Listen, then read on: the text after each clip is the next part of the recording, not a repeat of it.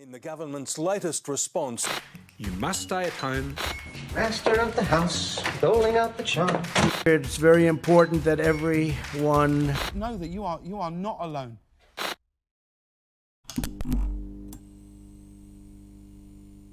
G'day physicist.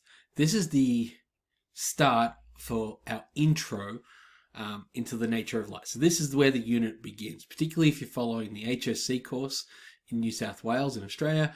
But generally, this is our broad overview of what this sort of unit, the nature of light, is going to entail. So by the end of this goal, what you want to do is you want to understand the evidence for what light is and the way it behaves, right? And what implications does this evidence have for the contemporary world? And that's really exciting, right? Because we get to talk about like classical electromagnetism, and we also get to talk about some quantum particles. So that's kind of fun, right? Like there's what I should say is more into modern electromagnetism. This is just cool. It's cool stuff. So let's get into it. So these are our inquiry questions, the ones which will guide this unit. First off, the what is light. Then we go, what evidence supports the classical wave model? Then which evidence supports the particle model? And what are the implications? And that one we get to talk about so much cool stuff. I mean, we'll start off talking about James Clerk Maxwell. And that's cool too. But when we start hitting the particle nature, it's like some really mind-bending cool stuff. And how does the behavior of light...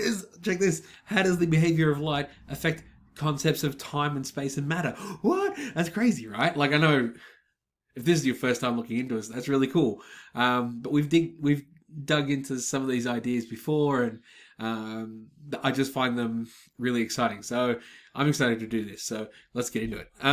So just a little bit of our background knowledge, right? So what are the key features of the electromagnetic spectrum? We can talk about how an electromagnetic wave is created by accelerating charges. We're actually going to delve into that a lot in the next, in the video about James Clerk Maxwell and the implications of his equations. Well, his equations, you'll see what I mean.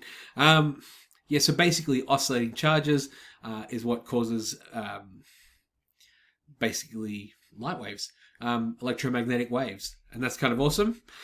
We know that we can calculate the velocity of a wave using the frequency and the wavelength. I don't know if we've mentioned it yet, but this bad boy right here is lambda. Lambda's, I think it's my favorite. I think it's my favorite of all the measurements. I just like it. I like the idea of wavelength. I find it this really sort of tangible piece of information tangible piece of data in stuff which is generally ethereal. Like it's not tangible at all. So that's cool. We can see that this is broken down in velocity, frequency, wavelength. That's cool. Velocity equals the speed of light for electromagnetic waves. So that's 2.998 times 10 to the power of 8 meters per second. That's the number I like. Everyone's got a number they dig for this. I like 2.998 times 10 to the power of 8 meters per second. So V is a constant in this case because it's C. So if F is known, lambda, our wavelength, can be determined. And it's in this inversely proportional relationship, which is cool too, right? So wavelength is inversely proportional to frequency. So a low frequency equals a long wavelength, a short wavelength equals a high frequency.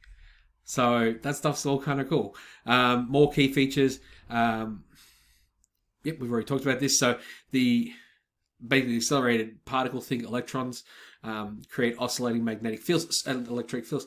So one of the experiments you'll have done right back into the junior years is the flame test, and that's where a particle, we'll get into oscillating particles or moving particles and what they cause, and that's fun.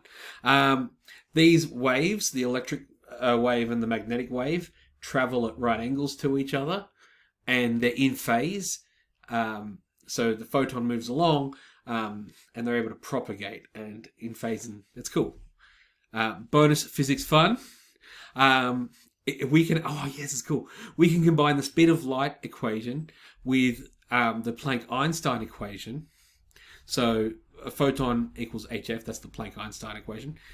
So the energy of a photon equals the frequency multiplied by Planck's constant. Therefore, and we also know that, frequency equals c, speed of light, over wavelength. So then we can get to the energy of a photon equals Planck's constant. See what's happening? Planck's constant times the constant speed of light. So those two numbers don't change. Divided by the wavelength. They're both constants. Therefore, the energy of a photon is also inversely proportional to the wavelength. So a low energy equals a low wavelength. A high energy equals a short wavelength. I said low wavelength. I meant long wavelength. So we're starting to see how all these ideas start to come together, move towards unification even. And that's sort of where we're ending up. So I hope that made sense. If you have any question, put them in the comments below. Don't forget to hit subscribe so you can keep up with what we're doing in the unit as it moves on. And yeah, we're going to have a lot of fun with this one. So thanks, team. And yeah, see you on the other side. Bye.